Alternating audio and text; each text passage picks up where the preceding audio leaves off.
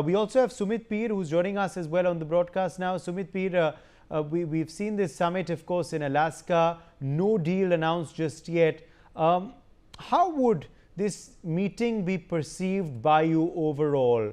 And from a Russian point of view, do you believe we're anyways closer to a peace deal? Uday, thank you very much for having me on your show. When I look at the deal, I just look at it breaking the ice. I mean, the formal part of it is breaking the ice.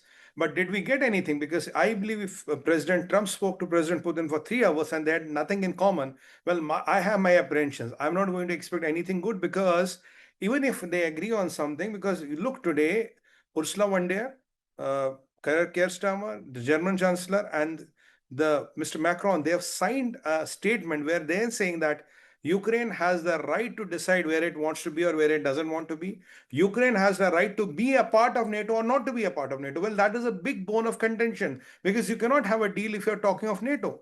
Though there are some sources which claim that President Trump offered Zelensky something like NATO, but not NATO, but the Europeans are putting their, they're putting the spanner in it. And if you recall, what did the President Putin say? He said the deal can happen, but unless and until Europeans try to torpedo it. And that is exactly what Europeans are trying to do. And in the end, President Trump saying it's up to the Zelensky. I'll talk to NATO. I'll talk to some of the European leaders. So basically, he's saying, look, guys, I've done the ice breaking part. But if you have to come to a consensus and agree, look, Ukraine has to trade land.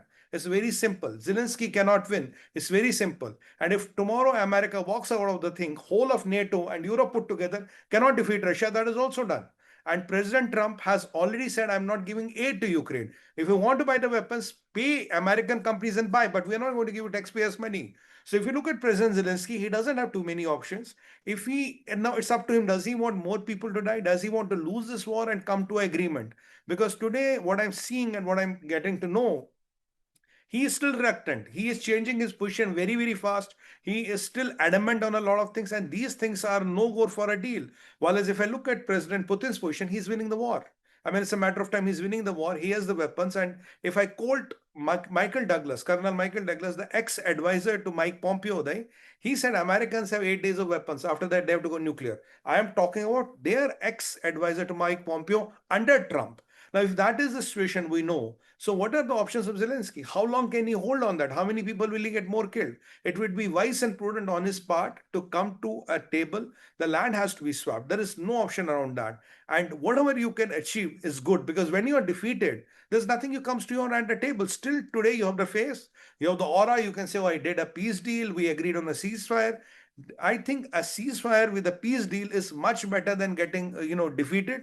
And what Europe is selfishly trying to push Europe to a war, to a quagmire. And let's look at World War I and, thereafter. Europe has been pretty much responsible for starting this conflict. And if they get their hands out of the plate, I think we can achieve peace. But as long as they are calling the shots, as long as they keep on giving money and weapons to Zelensky, from American manufacturers or wherever, Uday, it looks tough for me for this war to stop. These people have to stop interfering, and Zelensky has to be told, look, this is the time you have, you want to do whatever you want to do. But there's one more angle to it. I was reading what Russians have been saying today. Russians have been saying, look, Zelensky can come and he can have the meeting, but he cannot sign the deal. Because Russia says that Zelensky's government is illegitimate. He doesn't have the power. As per President Putin, he says Zelensky cannot sign the deal because he's not the one who is in the power. His government has ended its legitimacy. It's an illegitimate government. So there's a technical angle to it as well. I think President Trump did what he can do. Okay. Europe and Zelensky to say if they want to settle it or they want it to carry on.